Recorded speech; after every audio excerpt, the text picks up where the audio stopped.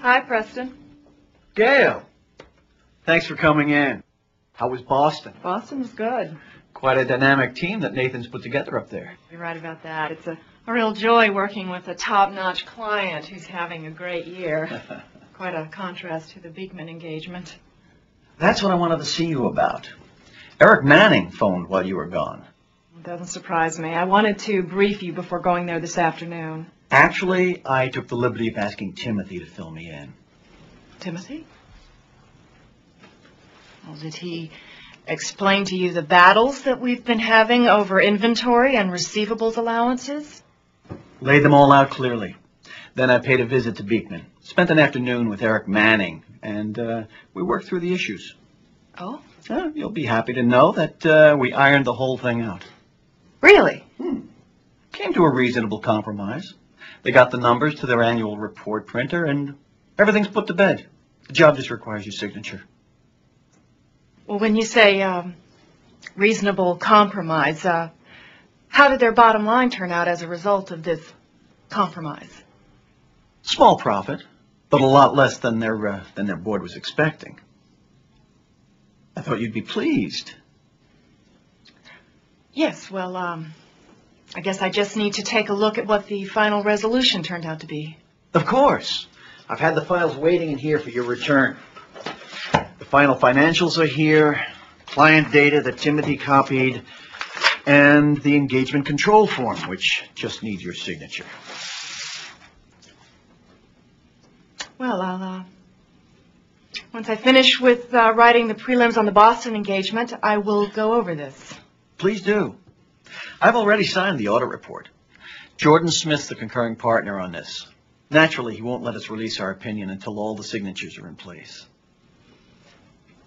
And for the sake of argument, suppose I have a problem with something in here. Gail, I'll be happy to answer any questions you have. Look, I know this was a tough engagement. You called their financial people unresponsive, as I recall. Maybe you and the CFO just locked horns on some judgment calls. You couldn't see the forest for the trees. It happens. Well, in case I don't get through all of this today, I'll take it home tonight. You around in the morning in case I have any questions? Be in all day.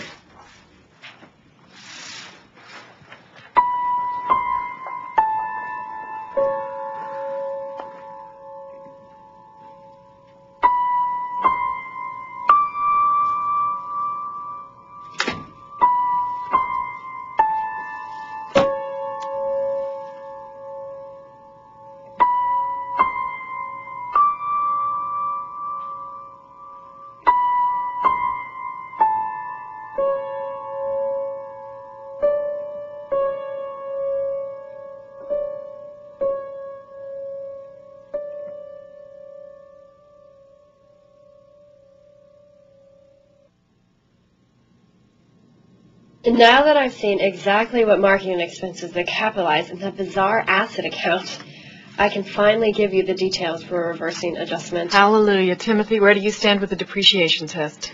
Well, they made a very odd end-of-year adjustment that reduced their depreciation expense by half. They tell me it's just a math error. You guys really know how to tie up a conference room. Leland says you're raking his staff over the coals. It's just an audit. Let's not turn it into an MBA thesis. I've got a board waiting for an annual report. Mr. Manning, we are not raking anybody.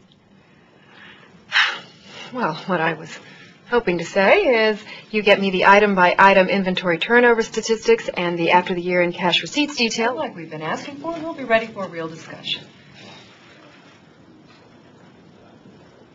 Miss Orton, could I see you in my office, please? I'll be right there. Miss Orton? Glad I'm not in charge here. Your day will come, Timothy.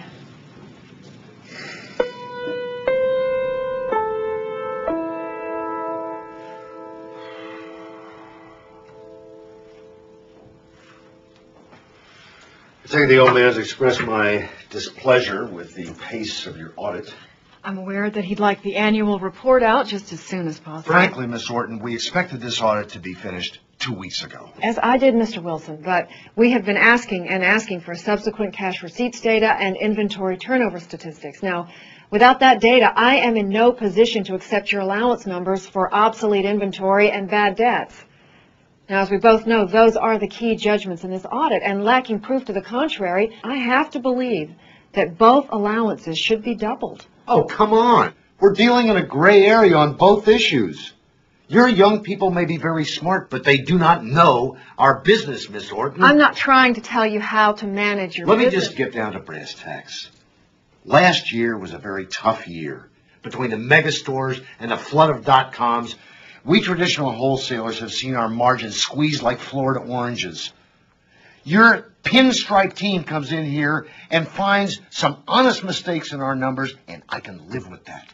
But when it comes to the valuation of our inventory and the collectability of our customers' accounts, our 18 years of experience is worth more than your pop-in perspective. I recognize that there's room for interpretation, but without substantive data, I can't just act on your opinion. If I accept your pessimistic views of our receivables and inventory and have to double our allowance, we will end up in the red. And believe me, Miss Orton, this will not sit well with the man in the corner office. Mr. Wilson, we are not going to solve this in the next 5 minutes. Now, from what my team tells me, they're very close to wrapping up loose ends on all the routine stuff, and as you know, I have to be in Boston next week. Well, you know, this is exactly why I wanted to see this audit finished this week. You can't change your plans. Not at this stage. Now, Timothy will be in charge while I'm gone, and I'm instructing him to wrap everything else up by midweek, and that will give your staff ample opportunity to give us the data that we've been asking for, and then we can reach closure. I'll brief the old man, but he's not going to like it.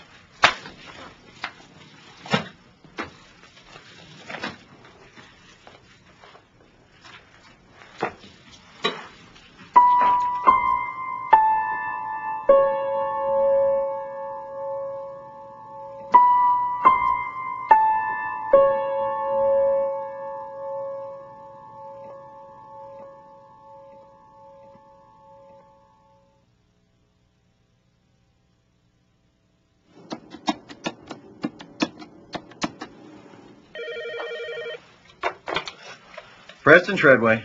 Hello, Preston. Eric, good to hear from you. How's your tennis game holding up? Afraid you'd still pummel me, Eric. Been on the road so much I haven't had time to hit the courts. Well, don't look to me for sympathy. Listen, Preston, I need your wise counsel on some problems we're experiencing with the audit. Oh? What kind of problems? Well, it seems your audit manager and my CFO have locked horns. The audit's come to a screeching halt. My PR department tells me they can't guarantee getting the annual report out by the due date if we don't get the numbers to the printer ASAP. I wouldn't ask under normal circumstances, but I'd sure be relieved if you could meet with Leland and me right away to put the outstanding issues to rest. Can't wait till Gail's back from Boston. She has the best grasp of what's going on. If I thought it could wait, I wouldn't be calling. Okay, I hear you. How about Wednesday afternoon, 1 o'clock? Make it 12:30. I'll take you to lunch at the club. Okay, 12:30 it is. See you there. I'll see you there, Eric.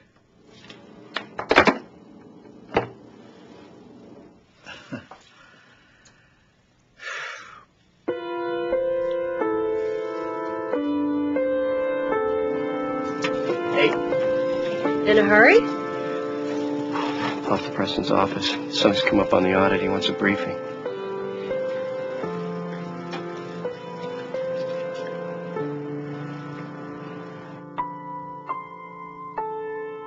What do you base your estimate on? On the growth of inventory. Suggests that there's obsolete inventory that's not likely to move at current prices. And Beekman's CFO contends that they will because... They're touting some new marketing program combined with e-commerce initiatives that they're in the midst of launching. So a case can be made that the verdict's still out. It's a judgment call. I mean, how astute is their management team? Can they pull it off? Okay. Thanks for your help, Timothy. Or you can leave the file so I can have an intelligent discussion with their CEO. I'll let you know how it goes. All right.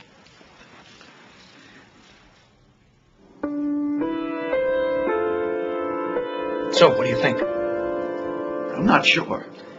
Well, according to Leland, your team's far too pessimistic on the value of our receivables and inventory. And now they want me to prove that they're wrong. More importantly, I've got some bankers trying to muscle their way onto the board, and not to give me a pat on the back.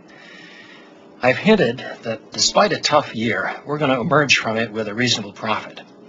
If they buy it, that gives me time to execute our new strategic plan. But if I accept your numbers, my annual report's in the red. We'll be in default on the bank loan, and I may not be able to fend off the sharks. I've looked at the numbers. You're asking for a lot.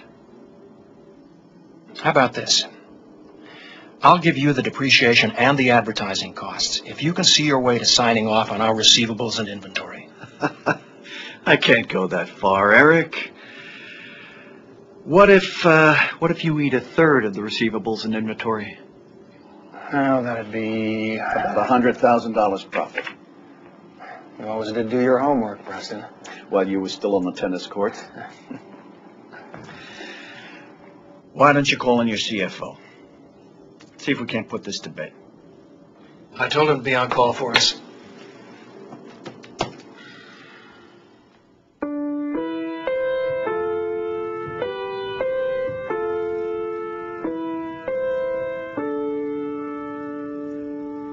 So I signed off, and the report's at the printer.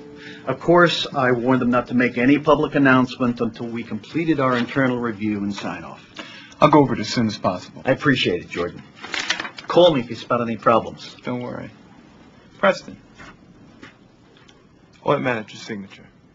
Right, Gail Orton. She's in Boston till Monday. I'll have her sign as soon as she returns.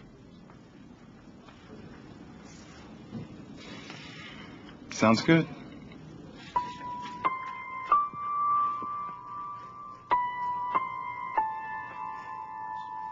I've kept the files in here until you returned. The final financials are here, the client data Timothy copied, and the engagement control form, which just needs your signature. Well, once I finish with writing the prelims on the Boston engagement, I will go over this. Please do. I've already signed the audit report. Jordan Smith's the concurring partner on this. Naturally, he won't let us release our opinion until all the signatures are in place. And for the sake of argument, suppose I have a problem with something in here. Gail, I'll be happy to answer any questions you have. Look, I know this was a tough engagement. You called their financial people unresponsive, as I recall. Maybe you and the CFO just locked horns on some judgment calls. You couldn't see the forest for the trees. It happens. Well, in case I don't get through all of this today, I'll take it home tonight. You around in the morning in case I have any questions? Be in all day.